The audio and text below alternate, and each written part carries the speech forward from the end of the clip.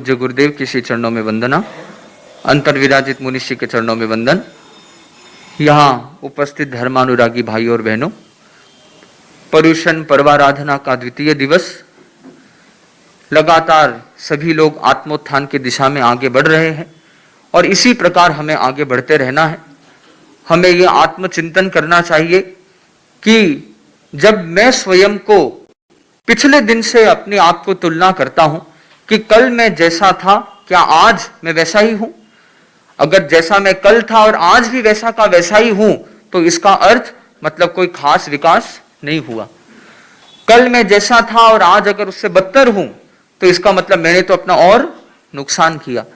पर कल मैं जैसा था और आज मैंने अपने आप को और बेहतर अगर बनाया है, तो इसका अर्थ मैं पर्युषण पर्वाराधना की अच्छी तरह आराधना कर रहा हूं, मैं कुछ सीख रहा हूं और जीवन में परिवर्तन भी ला रहा हूं।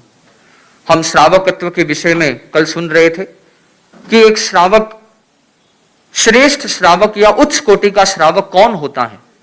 तो कुछ विषयों पे हमने चर्चा कल प्रारंभ की थी। तो भगवान महावीर ने जब तीर्थ की स्थापना की, एक तीर्थंकर तभी तीर्थंकर बनता है जब वो तीर्थ की स्थापना करता है। तो शास्त्रों में तीर्थ शब्द के दो अर्थ बताए। एक तीर्थ का अर्थ है प्रवचन, कि जो तीर्थंकर होते हैं वे ही प्रवचन का प्रारंभ करते हैं, क्योंकि जब तक कोई तीर्थंकर है ही नहीं, अगर केवल ज्ञानी न हो, धर्म बताने वाला कोई नहीं हो, तो प्रवचन किस बात का करेंगे, प्रवचन में क्या सुनाएंगे। तो जो तीर्थंकर होते हैं वो धर्म देशना का प्रारंभ करते हैं, प्रवचन का प्रारंभ करते हैं, इसलिए उन्हें तीर्थ का कर्ता अर्थात तीर्थंकर कहा गया। दूसरा, जो एक धर्म संघ या श्रमण संघ, प्राचीन काल में न तो श्रमण संघ नाम इतना प्रचलित था और जैन शब्द ही नहीं था। जैन शब्द तो भगवान महावीर के निर्वाण के भी लगभग 900 साल बाद आया। उस समय तो जैन शब्द ही नहीं था। उस समय निर्ग्रंथ धर्म नाम से भगवान महावीर का शासन जाना जाता, निर्ग्रंथ धर्म। तो निर्ग्रंथ धर्म के भी एक कहा था कि जब भी एक धर्म शासन प्रारंभ होता है, तीर्थंकर जब धर्म की स्थापना करते हैं, तो वो 4 चीज का निर्माण कर दे, उद्घोषणा कर दे, स्थापना करते हैं। वो होते 4 तीर्थ, और वो 4 तीर्थ में होते हैं साधु, साध्वी, श्रावक और श्राविका। तो आप सभी लोगों को गर्व होना चाहिए कि हम उस भगवान महावीर के तीर्थ के हम भी अंग हैं। तो जो साधु, साध्वी या श्रावक, श्राविका है, वो जैन शासन का मूलभूत अंग है और जैन धर्म के सबसे बड़े ये तीर्थ 4 ही है। बाकी इसके सिवाय और कोई तीर्थ आगमों में कोई उल्लेख नहीं है, कोई स्थान तीर्थ नहीं होता है। व्यक्ति जब संयम को स्वीकार करता है, यदि संयम थोड़ा हो तो वो श्रावक कहलाता है, और वही संयम जब पूरा हो तब वो साधु कहलाता है।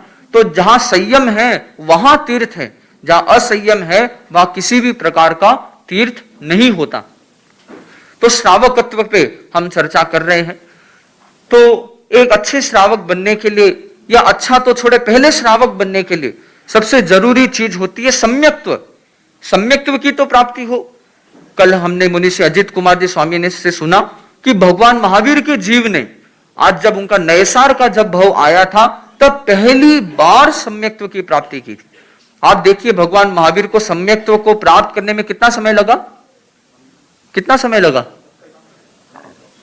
अनंत भव लगे, अनंत जन्म, अनंत अनंत जन्म लग गए, तब जाके नयसार के जीव में ऐसा संयोग बनता है, उसे संत मिलते हैं, मन में भावना जगती है, वो व्रत निभ जाता है, संतों से उपदेश सुनता है, और पहली बार भगवान महावीर के जीव ने सम्यक्त्व को प्राप्त किया। और फिर आगे आगे देखते जाइए कैसा विकास होता है। हालांकि विकास सीधा सीधा विकास नहीं था, विकास भी हुआ, रास भी हुआ। भगवान महावीर का जीव देवलोक में भी गया, नरक में भी गया, तिर्यंश गति में भी गया, मनुष्य गति में भी गया। तो ये जो 27 पंचेंद्रिय, संघी पंचेंद्रिय के जो भव थे, उनमें कहते हैं कि 27 संघी पंचेंद्रिय इतने भवों में भगवान महावीर ने फिर अपने सभी कर्मों से मुक्त होके वो सिद्ध बुद्ध बन गए। तो सम्यक्त्व को प्राप्त करना बहुत ही कठिन बात है, सरल काम नहीं है। आज इतना सरल काम होता तो कितने ही जी फटाफट फटाफट सम्यक्त्व लेके मोक्ष चले जाते, पर ऐसा होता नहीं है। कितने पापड़ बेलने पड़ते हैं, कितने पुरुषार्थ करना पड़ता है। आत्मा में वैसे कर्मों का हल्कापन भी आए, शयोपशम भी हो, और साथ साथ में ऐसा योग संयोग भी मिले। जैन शास्त्रों में 2 प्रकार के शब्द बताए गए, एक भवी और दूसरा अभवी। भवि का अर्थ बताया गया जिसमें मोक्ष जाने की योग्यता है वो भवि कहलाता है, और जिसमें मोक्ष जाने की योग्यता नहीं है वो अभवि कहलाता है। परिभाषाओं पे हम ध्यान दे, भवि का अर्थ ये बिल्कुल नहीं है जो मोक्ष जाएगा वो भवि होता है, क्योंकि ऐसे अनंत भवि जीव होंगे जो कभी मोक्ष नहीं जाने वाले। तो भवि का अर्थ होता है जिसमें मोक्ष जाने की योग्यता है, मोक्ष चला जाएगा ये जरूरी नहीं होता। तो एक भवि जीव में योग्यता तो जरूर है, पर हर भवि तो सम्यक तो प्राप्त नहीं करता। तो क्योंकि कारण बताया गया कि हर पत्थर में मूर्ति बनने की योग्यता तो होती है, पर जरूरी नहीं कि उसे वैसा शिल्पकार या मूर्तिकार मिले जो उस पत्थर को मूर्ति का रूप दे सके। तो कितने भवि जीव ऐसे होते हैं कि जब ऐसा उन्हें उचित संयोग अगर न मिले, मौका न मिले, तो वो कैसे योग्यता रखते हुए भी वो सम्यक तो कैसे बनेंगे। तो जब हम हमारे बारे में चिंतन करते हैं तो इस विषय में भाई हम तो बड़े संयोगक्षम वाले हैं, हमारे कर्मों का इतना हल्कापन तो कम से कम हो चुका है कि भाई हमने सम्यक्त्व को प्राप्त कर लिया। तो सम्यक्त्व को प्राप्त करना बहुत बड़ी उपलब्धि है, बहुत बड़ी उपलब्धि, ये कोई छोटी उपलब्धि नहीं है। सम्यक्त्व को प्राप्त कर लेना अर्थात एक चीज पक्की हो गई। क्या पक्की हो गई? मोक्ष। जो एक बार भी सम्यक्त्व प्राप्त कर ले, ये निश्चित हो जाता है कि भाई अब उसकी भवों की सीमा हो गई, अब वो निश्चित पक्का मोक्ष जाएगा ही जाएगा। वो भवि जीवों में भी उन छोटे से श्रेणी का जीव का वो हिस्सा बन जाता है जो सम्यक्त्व भी हो गए और आने वाले काल में मोक्ष भी जरूर जाएंगे।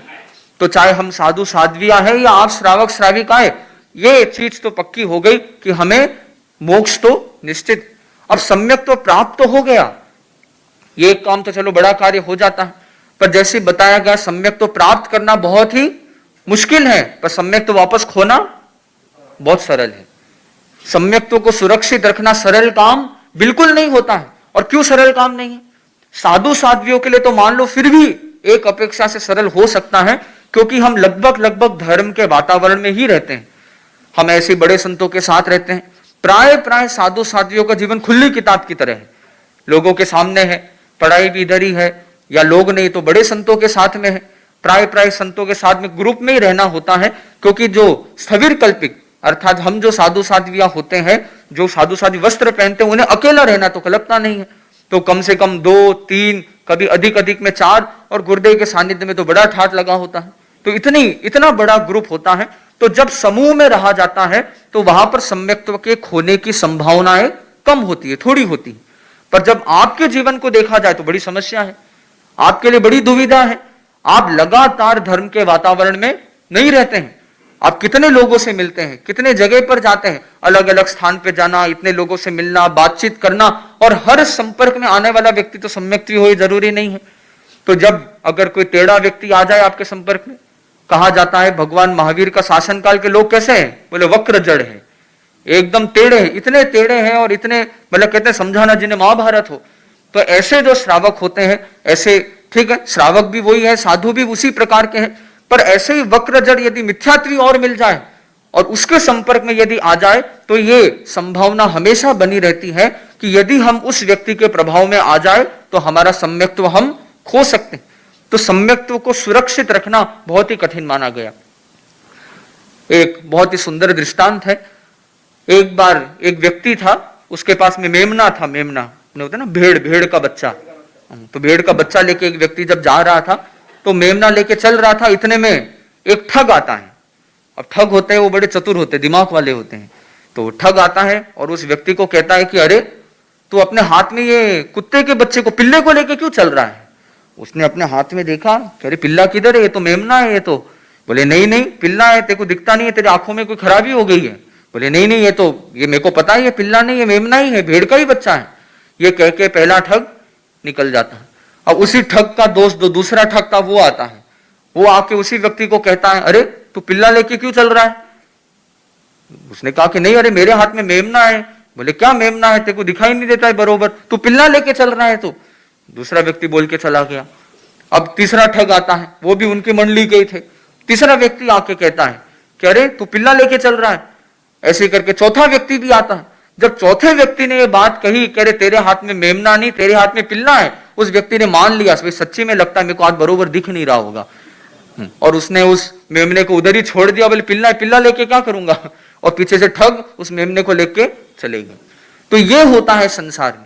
जो व्यक्ति संसार में ज्यादा रहते हैं, विशेषकर श्रावक श्राविकाओं के साथ, भाई वो तो सम्यक्त्वी हैं, पर वो जिस दुनिया में रहते हैं वहां पर अपने सम्यक्त्व को सुरक्षित रखना बहुत कठिन हो जाता है। 18 पाप बताए जाते हैं। 18 पाप में जो 18वां पाप है उसका क्या नाम है? मिथ्या दर्शन शल्य। तो ये जो मिथ्या दर्शन शल्य, ये ऐसा पाप है जो हमें लगने की बहुत ज्यादा संभावना रहती है। तो इससे दूरी बना के रखना, यदि हम चाहते हैं कि हमारा सम्यक तो पुष्ट हो, ठीक है, इतनी बात तो पक्की है कि सम्यक तो प्राप्त किया है तो जरूर हम मोक्ष को तो प्राप्त करेंगे, पर यदि हम उसे सुरक्षित नहीं रख पाएंगे तो हो सकता है कि मोक्ष प्राप्त करने में और अनंत समय लग जाए। पर यदि हम चाहते कि भाई और अनंत समय हमें दुख नहीं भोगने हैं, अनंत समय कभी कीड़े के रूप में, कभी जानवरों के रूप में, कभी नरक के रूप में हमें अगर यातना नहीं भोगनी है, तो हमें हमारे सम्यक्त्व को सुरक्षित रखना होगा। जो सम्यक्त्व प्राप्त कर ले, ये तो पक्की बात है, उसका आत्मा का जरूर विकास होगा। आप सभी लोग अरतुन्ना का संगान करते हैं तो उसमें कितनी सुंदर पंक्ति आती है।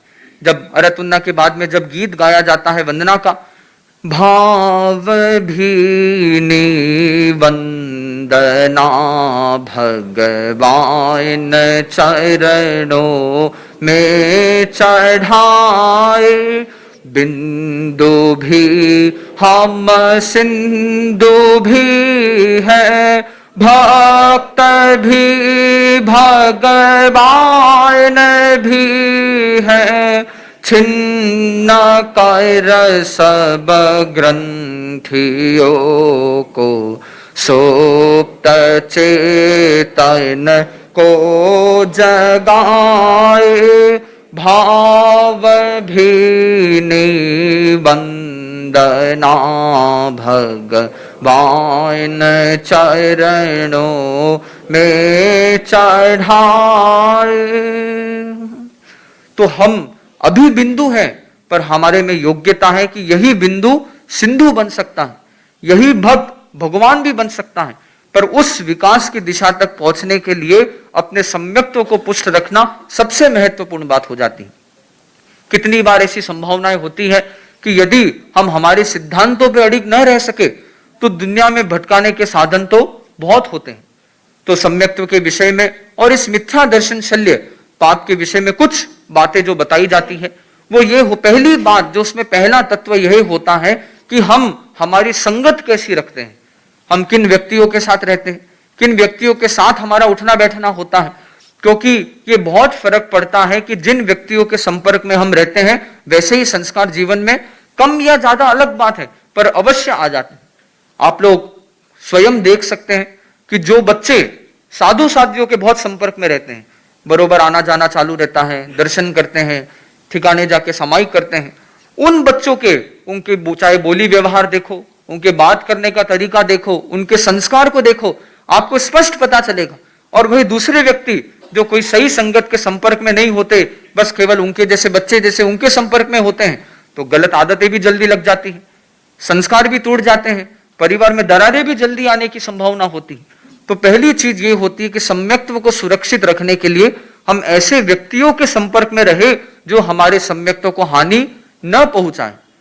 जो लोग साधु साध्वी के संपर्क में रहेंगे, जो लगातार तत्व चर्चा करेंगे, बात को समझते रहेंगे, तो हो सकता है कि कोई व्यक्ति को कभी कोई गलत जानकारी हो भी जाए तो वो चर्चा करके उसमें सुधार कर सकता है, उसमें परिवर्तन ला सकता है।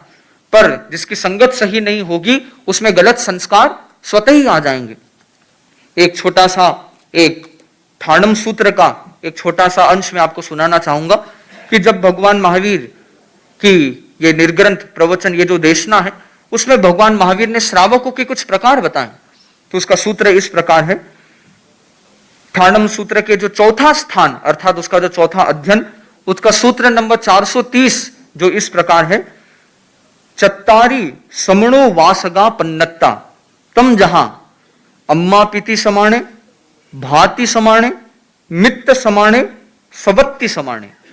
तो एक छोटा सा सूत्र पर बड़ा सार गर्भित सूत्र है कि भगवान महावीर ने श्रावक के 4 प्रकार बताए कि 4 प्रकार के श्रावक होते। पहला प्रकार के श्रावक बताया जो अम्मा पिति समाने, अर्थात जो माता पिता के समान होता है।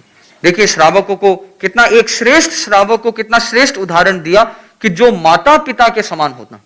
माता पिता कैसे होते हैं भाई? माता पिता अगर उनका बच्चा चंचल हो, समझदार हो कि न हो, पर तो भी वो अपने बच्चे को लगातार उस पर वात्सल्य ही बरसाते हैं। वो ऐसा ही कार्य करते हैं जिससे बच्चे का हित हो, बच्चे का जीवन सुधरे, उसका अच्छा हो, उसका भला हो, वो लगातार इसी दिशा में प्रयास करें। ऐसा नहीं कि भी बच्चा अगर शैतान है, बच्चा बदमाश है, तो पूरे गांव में ढिंडोरा पीटेंगे भाई मेरा बेटा तो नालायक है। ऐसे माता पिता नहीं होते हैं।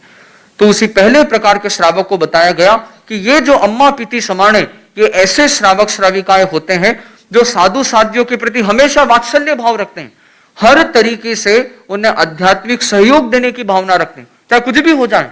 ऐसा नहीं कि आप कभी भवन में आए, आपने साधु साध्वियों को कोई ऐसा कार्य करते हुए देख लिया जो उन्हें नहीं करना चाहिए, अरे ये तो साधु ही नहीं है, जाओ इनको, तो जाऊंगा ही नहीं अगली बार से।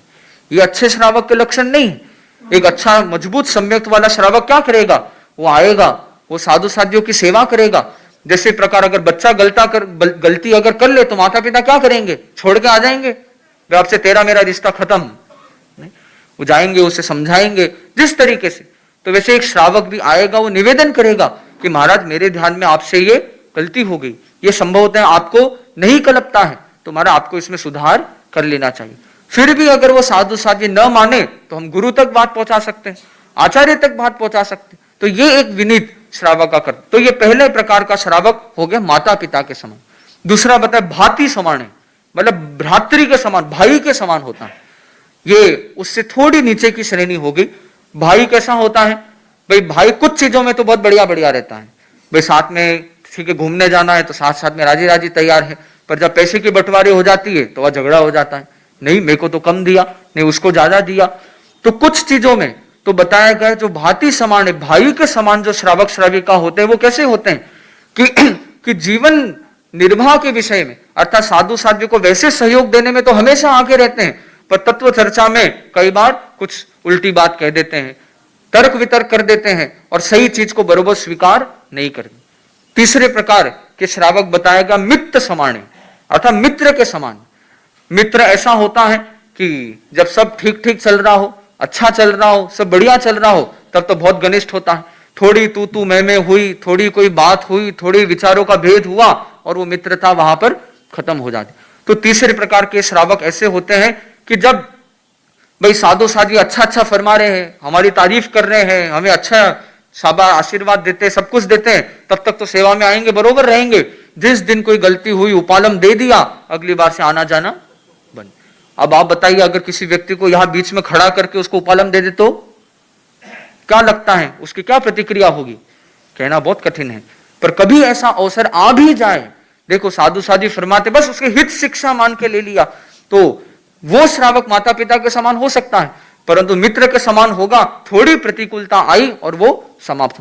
और चौथे प्रकार का श्रावक जिसे बताया गया सवत्ती समाने, अर्थात सौत के समान। तो सौत सपत्नी सौत होती है, दूसरी पत्नी होती है, तो वो कैसी होती है? वो तो बस मन में ईर्ष्या का भाव, दुश्मनी का भाव, वे साधु साध्वी कैसे भी हो, वे मेरे को तो कमी निकालनी है। कितने व्यक्ति समाज में ऐसे होते हैं जो ठीक है कहलाने के लिए तो श्रावक है, पर उनका एक ही काम धंधा है, क्या? वे जाओ चुन चुन के गलती लेके आओ और व्हाट्सएप पे तिल का ताड़ करके मैसेज बनाओ। बोले महाराज को मैंने ऐसे देखा, कलपता है क्या, उनमें ये समझ नहीं, उनको ये नहीं आता है, वो ऐसा करते, वो ऐसा करते हैं। ये चौथे प्रकार, सबसे निम्न प्रकार के श्रावक होते हैं जो ऐसे कार्य करते हैं। तो हमें ये चिंतन करना चाहिए कि हम किस कोटि के श्रावक बने, हम हमारा कैसे विकास करें। इस आगम के सूत्र से प्रेरणा लेकर हम श्रावक जीवन के बारे में आगे भी संभवतया जान सकेंगे। तो मैं अपनी वाणी को यही विराम देता हूं।